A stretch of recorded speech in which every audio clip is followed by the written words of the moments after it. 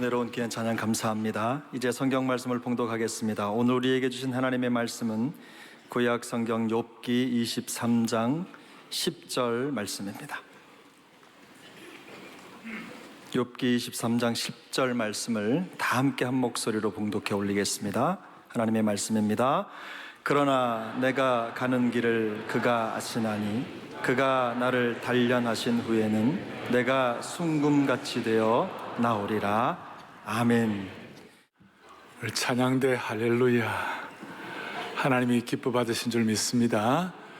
우리 모두도 다 하나님이 기뻐하시는 참된 예배자가 되어 천상의 은혜를 경험하고 오늘 지난 한 주간의 삶의 모든 짐들이 벗겨지고 모두가 다 생수의 강을 경험할 수 있기를 바랍니다.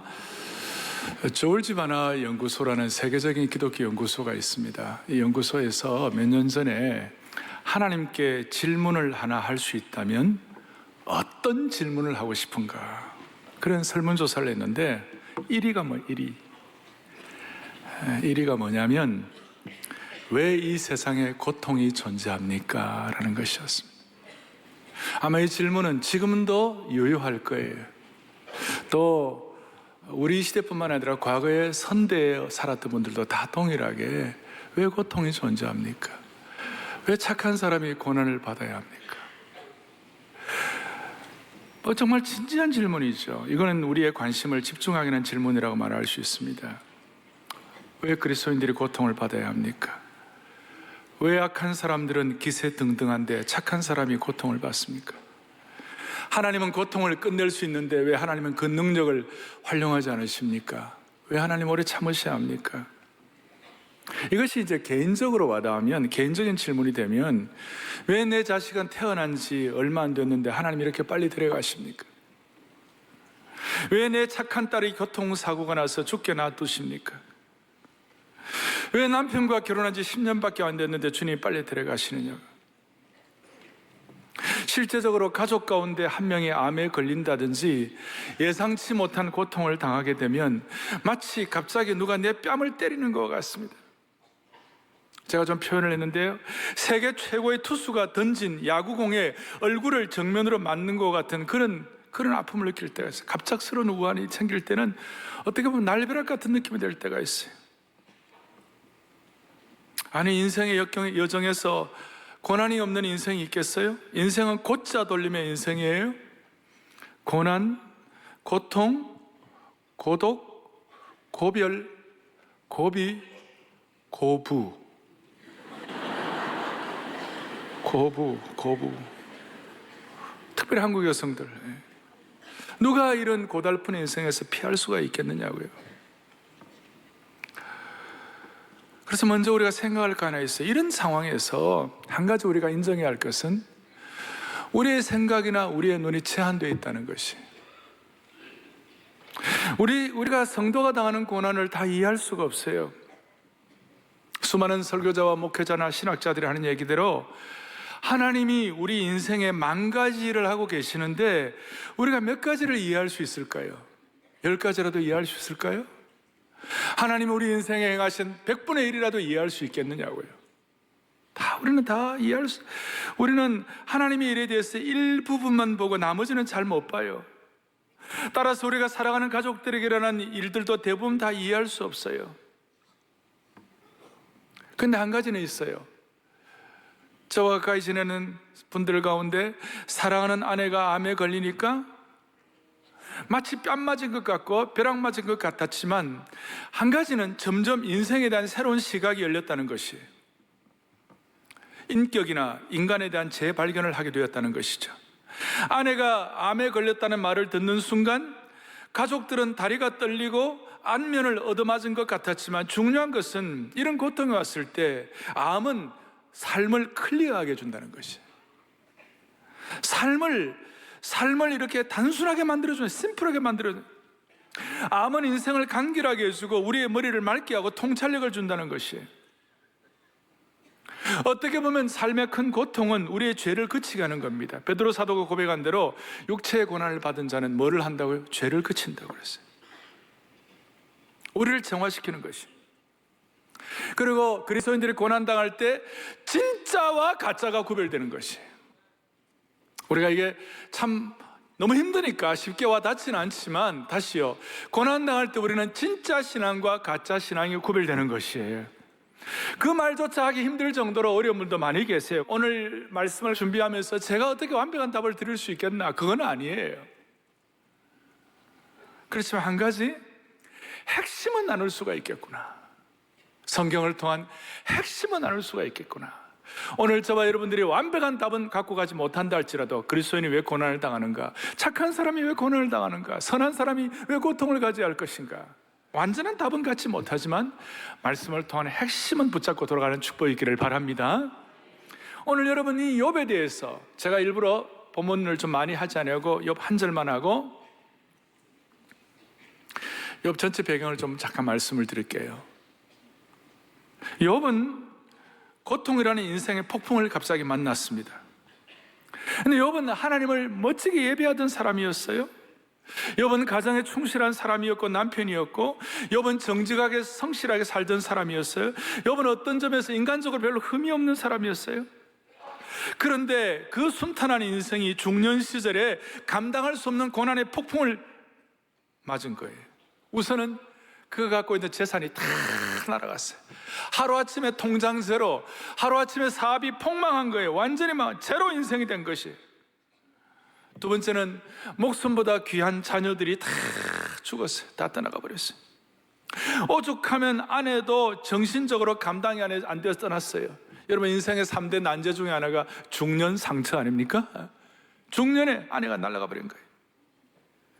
그래서 너무나 고통스러워가지고 당시에 고대 근동 사회에서 내가 진짜 힘들고 어렵다, 나 정말 죽게 되었다라는 그 고통의 최고의 극한 표현이 뭐냐면 자기 머리를 미는 거예요. 일부러 젊은이들 가운데 빡빡 깎는 사람이 있지만, 욥은 너무나 고통스러워. 욥기 1장 20절에 보면 일어나 겉옷을 찢고 머리를 밀어버렸다고 그랬어요. 너무 힘들어가지고. 그래서 오늘 그 힘든 가운데 모든 과정을 거치고 욥기 23장 10절 요절처럼, 전에 우리 개역 성경에서는 나의 가는 길을 그가 아시나니 그가 나를 단련하신 후에는 내가 정금같이 나오리라 그랬어요. 이 구절을 누가 모르겠어요? 웬만한 기독교인이 아니더라도 웬만한 세상 사람들이 이 내용을 웬만큼 알 거예요.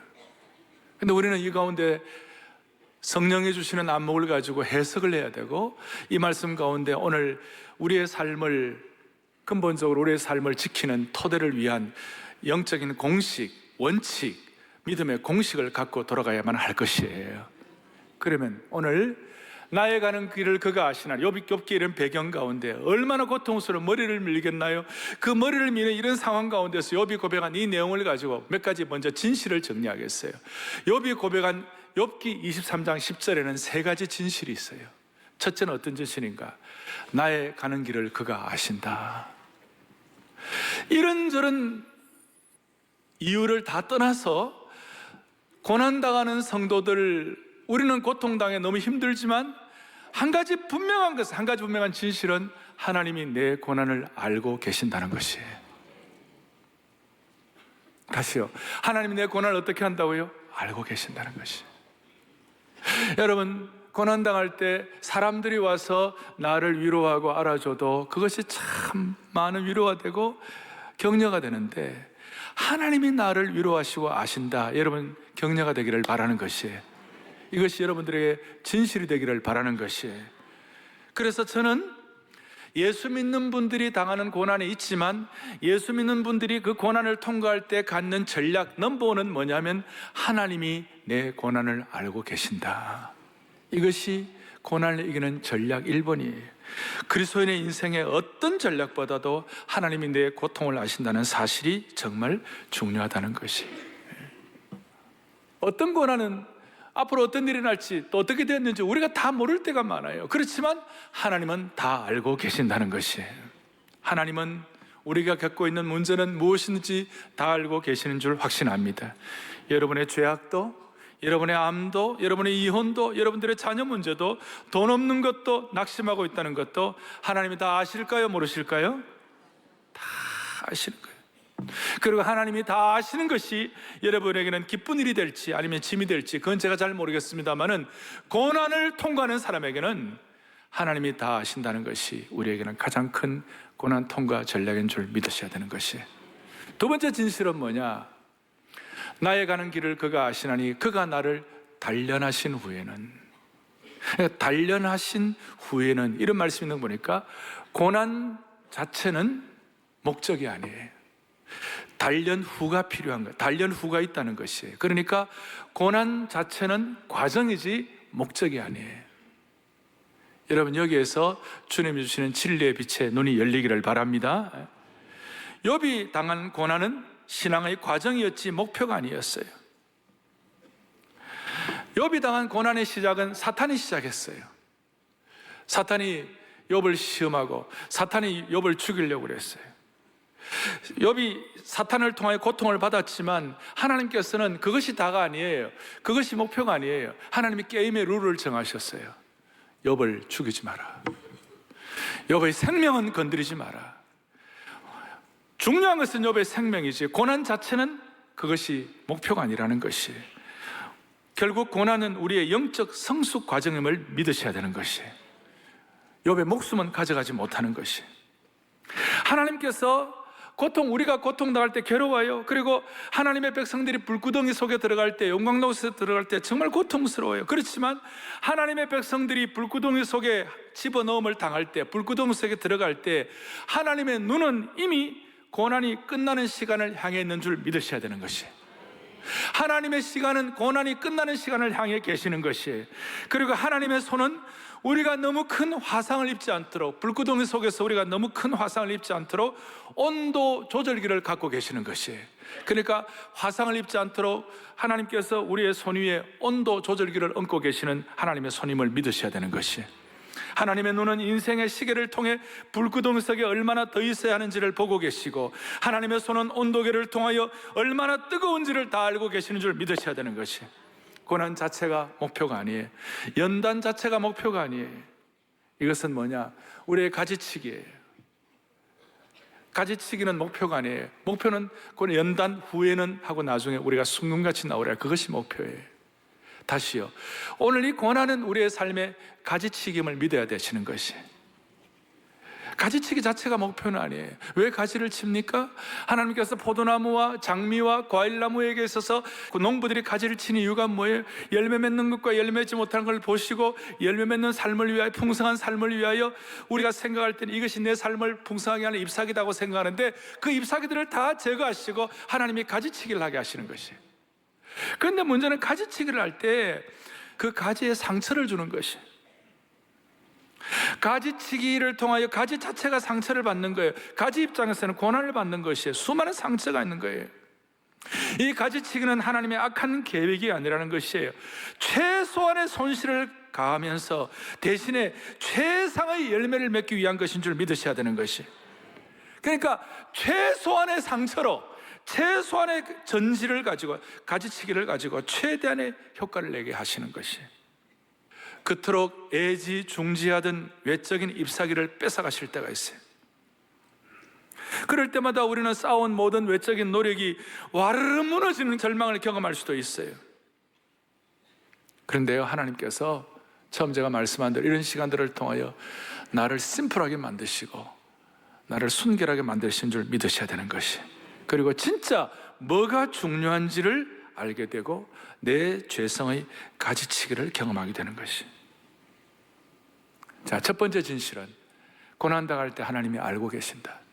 두 번째 진실은 고난 자체가 목표가 아니다, 과정이다. 고난 가운데 하나님의 손이 어디에 있고 하나님의 온도 조절기가 어디 있는지, 하나님의 눈이 어디 있는지, 하나님의 시계가 어디 있는지 우리가 고난을 통하여 우리가 깨달을 수가 있다. 아멘. 세 번째 진실이 뭐냐? 세 번째 진실은 내가 순금같이 되어 나오리라, 정금같이 되어 나오리라. 세 번째 진실은 뭐냐? 고난 이후에는 반드시 전화위복이 있다는 사실이에요. 여러분 좀 아멘 크게 하실 수 있어요? 제가 한번 할게요. 모든 그리스도인들의 고난 뒤에는 반드시 전화위복의 축복이 있는 것이. 우리가 20세기에 과거에 우리 선대 목사님이 하고 있을 때는 우리가 고난이 변장된 축복이라고 말씀을 많이 했어요. 오늘 21세기에 우리가 고난 뒤에는 반드시 변장된 축복일 뿐만 아니라 고난 뒤에는 반드시 전화위복의 능력이 있는 것이에요. 그것이 오늘 여기서 말하는 너는 순금같이 나오리라, 정금같이 나오리라. 핵심은 뭐냐? 불이 뜨거우면 뜨거울수록, 용광로에 불이 뜨거우면 뜨거울수록, 고통이 크면 클수록 더 정화된 순금이 나온다는 것이. 여러분, 어떤 분이 순금을 원할 때 금이 99% 완전히 이렇게 순금, 정금을 우리가 원하는 거지, 오염된 20, 30% 이런 걸 별로 원하지 않을 거예요. 이왕 하는 금은 순금이 되기를 원할 거예요. 그러니 모든 고난에는 목표가 있다. 연단 고난 후에는 우리 모두가 다 순금같이 나오리라. 잘 알지만 이것이 내게 확 와닿는 것이 뭐냐? 오늘 하나님께서 저와 여러분들에 대해서 이 고난에 대한 진실이에요. 다 김순금, 정순금, 박순금을 만들어요. 대장금이 아니라 김정금을 만들어 주실 줄 믿으셔야 되는 것이. 최소의 상처로 우리에게 정금을 만드시는 하나님이신 줄 믿으셔야 되는 것이. 그리고 그리스도인이 왜 고난을 받는가 했을 때, 그리스도인들은 이 고난을 통하여 모두가 다 확인하는 것은 십자가의 신비를 경험하는 것이. 제가 이 말씀은 무슨 추측이나 어떤 이론을 갖고 말씀드리는 것이 아니에요. 우리 자매들이 아기 낳을 때 많은 얘기예요. 내가 십자가를 생각하며 참았다, 이런 얘기예요. 그거는 좀 십자가가 약간 어뷰즈 되는 거예요. 남용되는 거예요. 그러나 진짜 고난을 당하면 십자가의 비의를 깨닫게 되는 것이에요. 십자가의 핵심은 뭐예요? 십자가는 본래 수치였어요. 십자가는 본래 모욕과 상처의 하나의 상징이었어요. 십자가는 고난의 심볼이에요. 그런데 하나님은 이 고난과 수치와 모욕의 십자가를 우리 예수 그리스도의 십자가 지심을 통하여 구원의 십자가로 만드신 것이에요. 비참한 십자가가 축복의 십자가가 되게 하신 것이에요. 그래서 여러분, 이 십자가는 너무 신비한 거예요. 그러니까 예수님이 십자가의 고난과 고통과 모욕과 수치를 당하심으로 말미암아 구원의 십자가로 만드신 그 신비를 우리는 믿습니다. 그거예요. 여기에 대해서 히브리서 기자가 놀라운 표현을 하고 있어요. 히브리서 2장 보겠어요. 뭐라고 된? 시작. 죽음을 통하여 죽음의 세력을 잡은 자 곧 마귀를 멸하시며. 이 십자가의 신비 중에 하나인데, 십자가의 죽음을 통하여 죽음의 세력을 잡은 자 곧 마귀를 멸하시는 것이에요. 그러니까 십자가의 죽음을 통하여 죽음을 멸하셨어요. 무슨 말이냐면 고난의 십자가를 통하여 고난을 해결해 버리신 것이에요. 이걸 요한 켈빈 선생님은 아주 통찰력 있게 말을 했어요. 뭐라고 말하는? 이렇게 말씀하는 거예요. 고난의 십자가에서 멸망이 파멸된 것이에요. 고난의 십자가를 통하여 고통을 당한 것이에요. 곧 저주는 저주를 받게 된 것이에요. 그리고 사망은 살해당하게 된 것이에요. 말이 좀 어려운데요. 그러니까 십자가를 통하여 멸망이 해결된 것이고, 십자가를 통하여 고통이 해결된 것이고, 십자가를 통하여 저주가 해결된 것이고, 십자가를 통하여 사망이 해결된 것이에요. 왜냐하면 사망이 살해당했기 때문에. 우리는 오늘 고난 자체가 목표가 아니라 우리는 고난을 통해서 우리는 깊은 십자가의 신비를 깨닫게 돼요. 그래서 십자가가 구원의 십자가가 되고 큰 승리의 십자가가 된 줄로 믿습니다. 이거예요.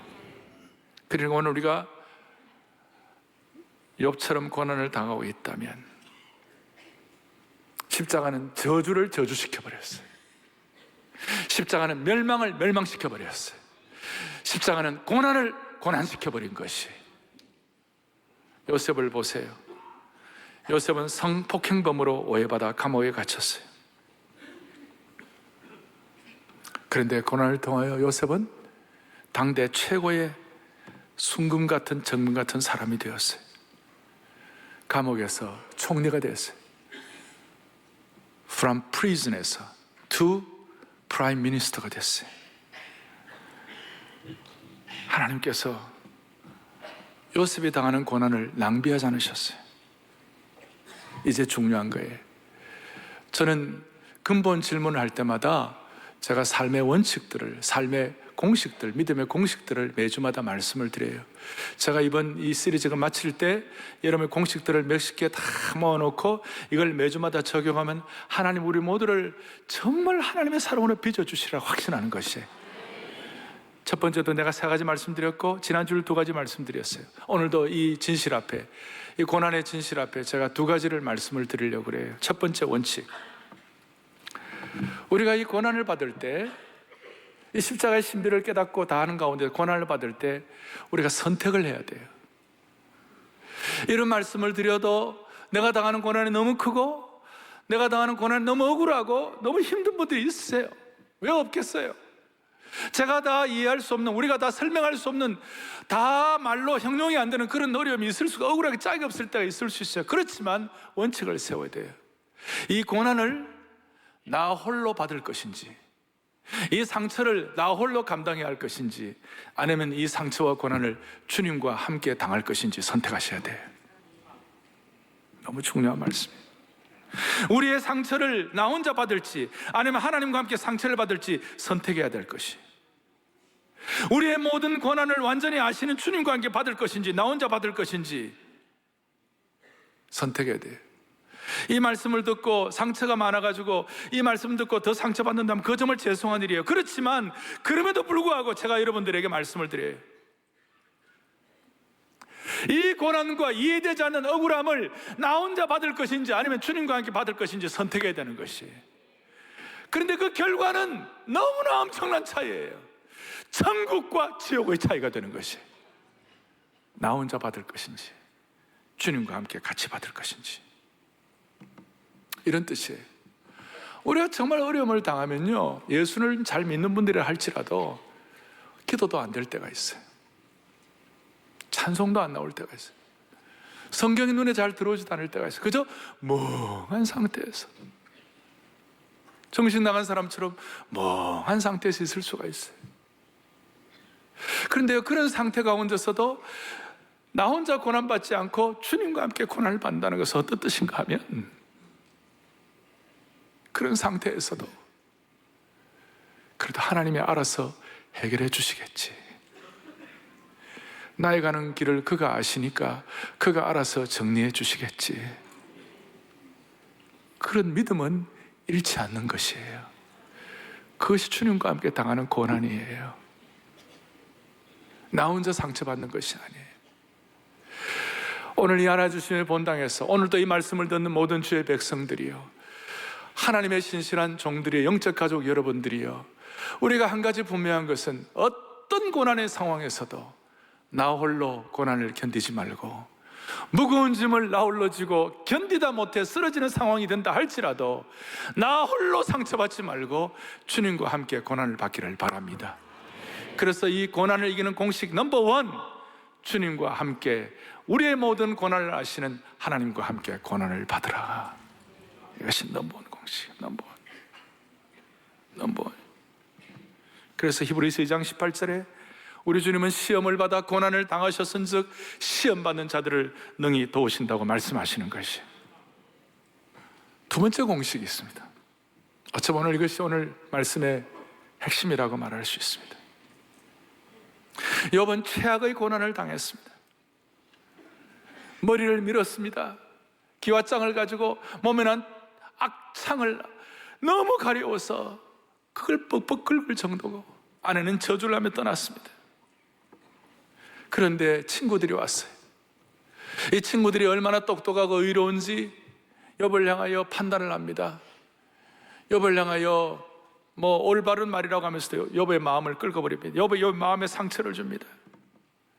나중에 하나님께서 저 자기 의로만 가득 찬 저 친구들 내가 처리하겠다 그래서. 그랬는데 욥이 나중에 어떻게, 그 고난을 통해 욥이 깨닫고 난 다음에 나의 가는 길을 그가 아시나니 그가 나의 고난을 단련하신 후에는 내가 정금같이 넣으리라. 그 은혜를 욥이 받아 누리고 난 다음에 하나님, 친구들 용서해 주십시오. 친구들 용서해 주십시오. 그 욥의 친구 3명을 저주로부터 살렸습니다. 최악의 고난을 통하여. 욥의 친구 3명은 비정상적인 신학, 비정상적인 사고방식, 비정상적인 시각, 함부로 남을 판단하고 함부로 비판하는 그 사람들을 교정시켜 줬어요. 하나님께 저주받아야 할 욥의 친구들이 욥의 고난을 통하여 살아버렸습니다. 결과론적으로는 고난받은 욥은 친구들을 향하여 선교적인 삶을 살았다고 말할 수 있는 것이에요. 그리고 욥이 만난 최악의 고난이 나중에 후손 4대까지 최고의 축복이 된 것입니다. 다음 세대를 위한 선교적인 문을 열었다고 말할 수가 있는 것입니다. 욥의 최악의 고난이 멋진 믿음의 개성을 갖도록 만들어준 것이, 그리고 욥기를 읽은 모든 하나님의 신실한 종들의 삶에, 오늘도 욥은 BC 3000년이니까 지금 다 5000년 전의 사람이지만 그 수천 전에 살았던 그 욥이 오늘도 이 하나님의 본당에서 저와 우리 모두에게 이 말씀을 가지고, 욥의 말씀을 가지고 여러분들에게 말씀할 수 있는 이 자체가 욥은 선교적 삶을 산 것이에요. 그러니까 모든 고난은, 그리스도인의 모든 고난은 우리로 하여금 선교적 삶을 살게 하는 통로가 되는 줄 믿으셔야 되는 것이에요. 그래서 오늘 공식 2번째, 그러니까 하나님께서는 욥을 통하여, 욥기에는 욥만을 위해서, 욥기는 우리가 고난의 책인 줄 알지만 그것만으로 끝나는 것이 아니에요. 욥기는 선교적 책이에요. 저는 이것을 신학 어떤 걸 본 적도 없고, 저는 6년 동안 우리 교회 고난의 과정을 통하여 제가 하나님의 묵상하면서 이 은혜를 깨닫게 하신 주님을 찬양하는 것이에요. 제가 욥기를 보다가 욥기 34장을 보니까 그는 민족에게나 인류에게나 동일하시다고 그러셨어요. 욥 한 사람에게 은혜를 주실 뿐만 아니라 민족과 인류에게 하나님께서는 관심을 갖고 있음을 욥은 깨닫게 된 것이에요.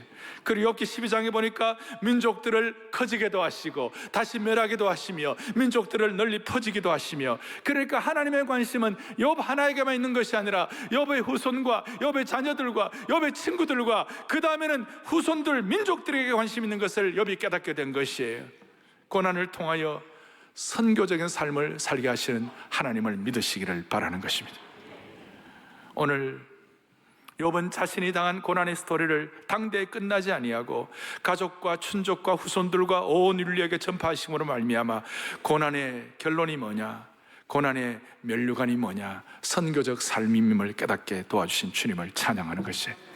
그래서 오늘 2번째 공식, 2번째 원칙은 뭐냐? 성도의 고난은 선교적 삶을 살게 한다. 할렐루야.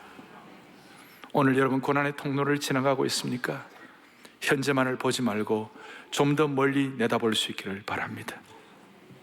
사도 바울은 고난을 통하여 주님의 고난에 참여하는 특권을 누렸습니다. 사도 바울은 고난의 십자가가 구원의 십자가가 되는 것을 깨닫게 되신 하나님의 신실한 종이 되었습니다. 그리고 그 고난을 통한 구원은 선교와 깊은 관계가 있다는 것을 깨닫게 되었어요. 그래서 모든 그리스도인의 고난은 선교적 문을 열게 한다. 제가 토요비전 새벽 예배 때 말씀드렸죠.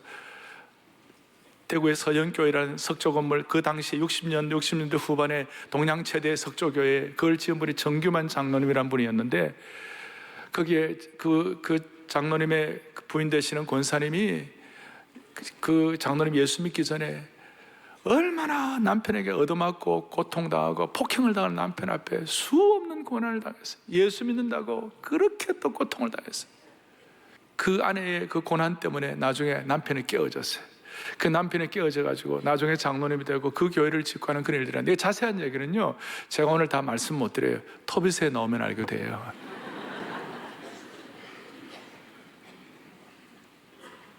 여러분, 한국의 선교사로 나온 분 가운데 황해도 지역을 선교하셨던 선교사님이 계셨어요. 풍토병에 걸리고 선교하는 그 자체가 고난인데요, 김익두라는 황해도의 안악의 깡패한테 얻어맞아가지고 피를 철철 흘리는 거예요. 그런 고난이 어디 있습니까? 참 한국의 그 열악한 환경에 미국 선교사가 와가지고 선교하는 것 자체도 고난이지만, 사람에게 얻어맞고 피투성이가 될 때 말로 다 할 수 없는 고난이에요. 그런데 여러분, 그 고통을 통하여 김익두라는 분이, 깡패가 예수님 앞에 돌아오게 돼가지고 그 돌아온 김익두라는 분이 목사가 되고 부흥사가 돼가지고 한국 곳곳을 다니면서 말씀을 외칩니다. 수많은 사람이 깨어지고, 아까 말한 정규만이라는 그분이 그 김익두 목사님 집회에 참석하셔서 깨어지게 된 것이에요. 제가 단순한 예지만 고난은 선교적인 문을 열게 하는 것이에요. 스데반이 당한 고난을 누가 아무도 설명할 수가 없어요. 완벽하게 해석할 수도 없어요. 근데 스데반이 당하는 그 고난이, 스데반은 그 고난의 때에 하나님 앞에 하늘 보호자를 바라보게 되고, 그렇게 되었을 때 그 고난의 순간에 그가 가진 태도와 자세를 가지고 폭행했던 사울이라는 청년이 그걸 하다가 나중에 평생 사도 바울이 변화되고 난 다음, 나는 죄인 중에 괴수다. 그리고 사도 바울이 이방 선교의 아버지가 된 거예요. 스데반이 못한 일을, 스데반의 바톤 터치를, 스데반을 죽이고 돌을 던졌던 그 사도 바울을 통하여 하나님께서는 스데반의 고난을 통하여 사도 바울을 통해 선교적 문을 열게 하신 주님을 찬양합니다. 이거예요. 그러니 대단한 거 이것만 생각하지 말고, 성도가 당하는 모든 고난은 선교적 문을 열게 한다 믿으셔야 되는 것이 선교적 문. 그러면 어떤 선교적 문을 열 것인가? 선교적 문을 연다, 고난이 선교적 문을 연다는 것은 어떤 뜻인가? 다 함께 골로새서 1장 24절을 같이 보고 또박또박 고백하겠습니다.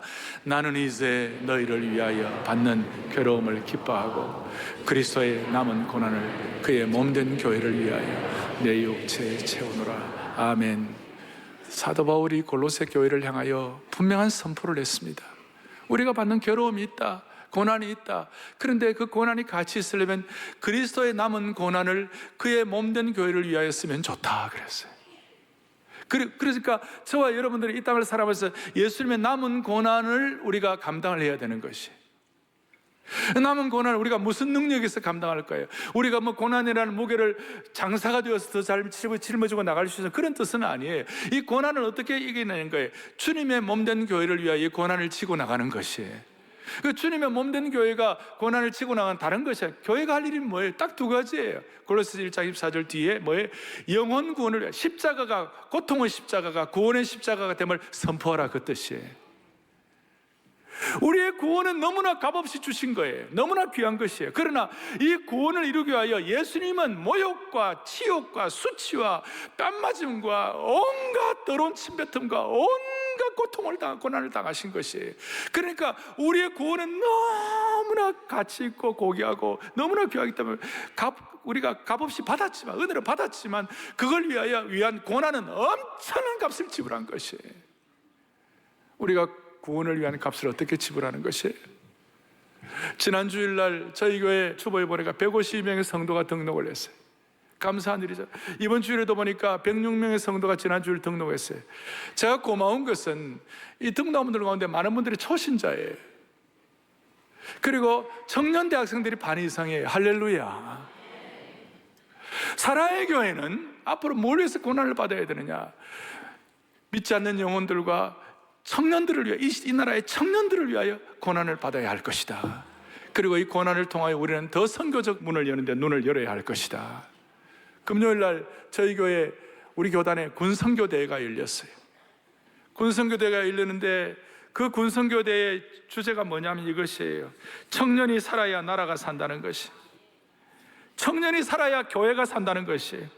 사나 죽으나 군성교, 자손 대대로 군성교. 기가 막혔어요. 내가 이걸 생각하면서 우리가 은혜를 받고 난다. 그렇지. 우리가 고난당하고 고생하지만 우리는 사나 죽으나 선교적 삶. 예수님은 구원의 십자가를 이루기 위하여 고통의 십자가를 너무나 큰 값을 지불했어요. 우리가 주님을 향하여 당하는 고난, 특별히 집안에서 1호로 예수 믿는 분들, 처음 예수 믿는 아내, 처음 예수 믿는 딸, 자식, 그 1호로 예수 믿는 분들은 이거는 수많은 고난을 답보하는 거예요.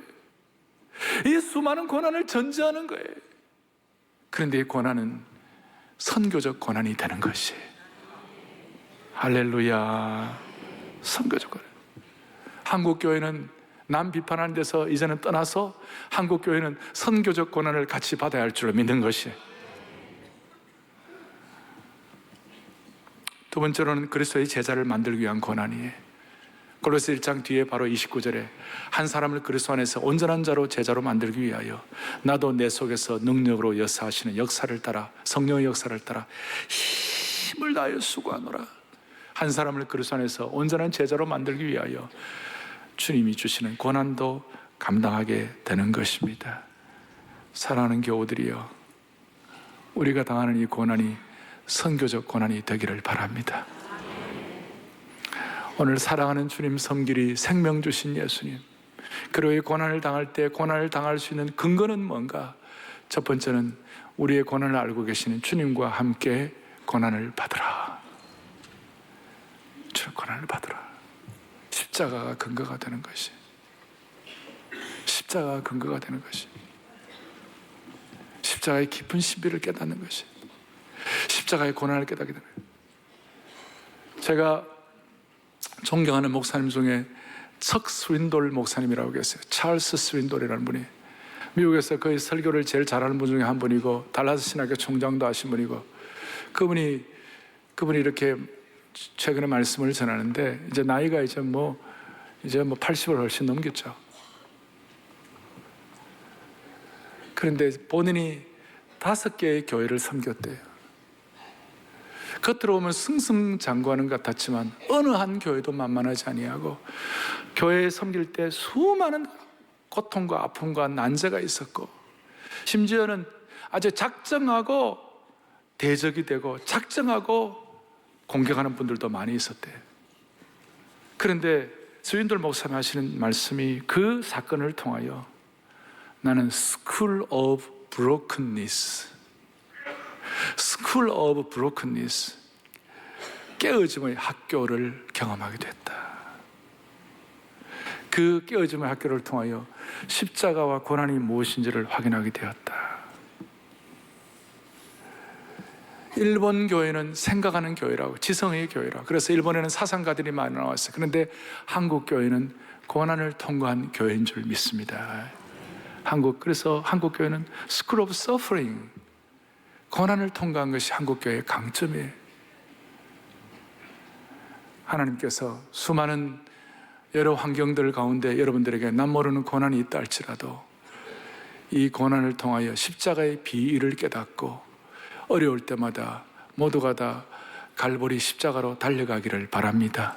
고난당할 때 우리와 함께 고난당하시는 십자가 앞으로 달려갈 수 있기를 바랍니다.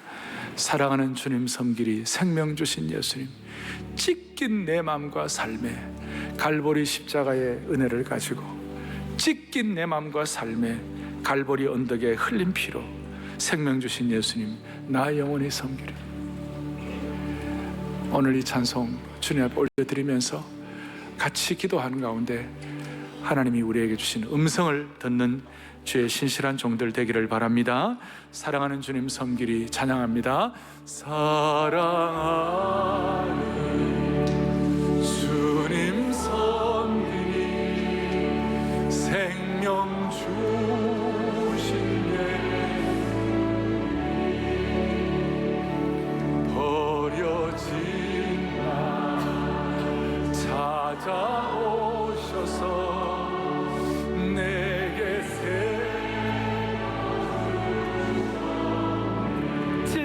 맘과 삶에 지킨 내 맘과 삶에 갈보리 언덕에 흘린 피로 새겨 주신 예수님 나 영원히 섬기 찢긴 내 맘과 삶에 고난이 있다 하더라도 찢긴 내 맘과 삶에 갈보리 언덕에 흘린 피로 생명 주신 예수님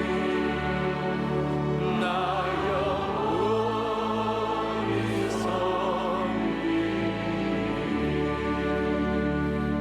고난당할 때 갈보리 언덕 갈보리로 다가가게 되면 고난이 있어요, 힘들어요, 그래도 괜찮아요.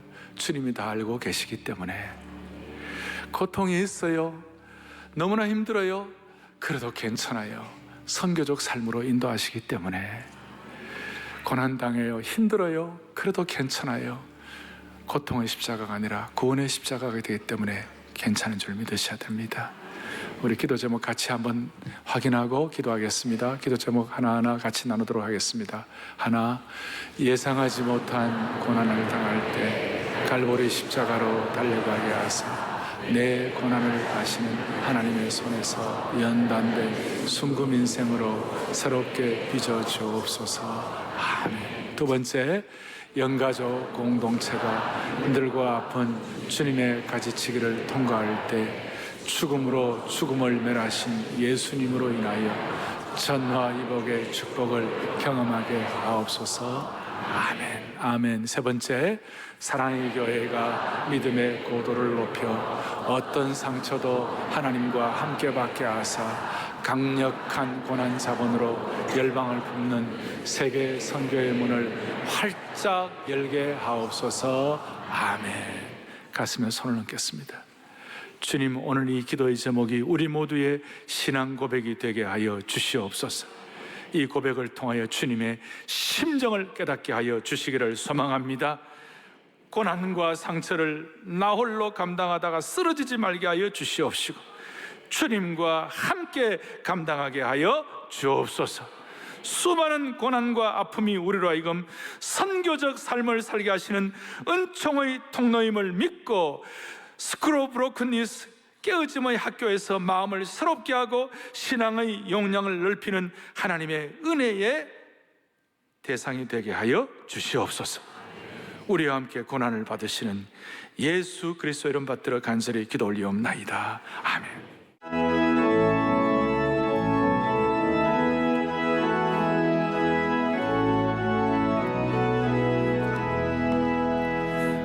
늘 울어도 그 큰 은혜, 늘 울어도 그 큰 은혜 다 갚을 수 없네. 나 주님께 못 바쳐서 주의 일님 십자가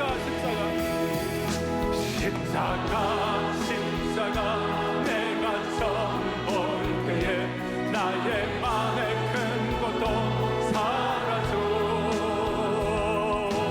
믿고서 내 눈 밝았네. 참내 기쁨 영원하도다. 사랑하는 주님 섬기리. 사랑하는 주님 섬기리. 생명 주신 예수님 어려진 나 찾아오셔서 내게 생명 주셨네. 찢긴 내 맘과 삶에 찢긴 내 맘과 삶에 갈보리 언덕에 흘린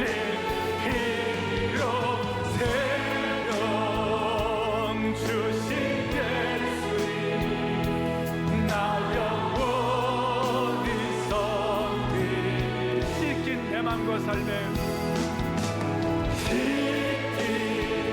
내 땅과 삶의 갈보리 언덕에 흘린 피로 생명 주신 예수님 나 영원히 섬기.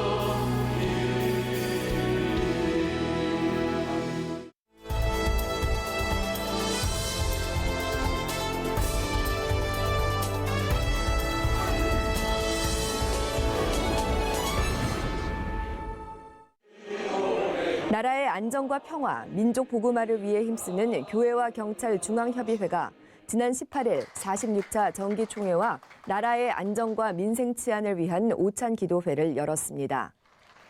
교계와 정관계 주요 인사들이 참석한 가운데 사랑의 교회 찬양대의 특별 찬양으로 시작한 46차 정기총회에서 오정현 목사는 기도하는 교회가 국가를 보호한다며 전국 15만 경찰관과 5천여 경목단이 힘을 합해 교회와 나라를 위해 기도하면 하나님께서 영적인 강국으로 보호해 주실 것을 믿는다고 인사말을 전했습니다.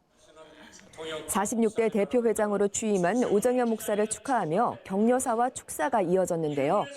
극동방송 이사장 김장환 목사는 오정현 목사가 44대에 이어 46대에 다시 대표회장을 맡게 된 것에 하나님의 특별한 섭리가 있음을 믿으며 15만 경찰이 주님 앞으로 돌아오는 때로 만들어주길 바란다고 소망했습니다.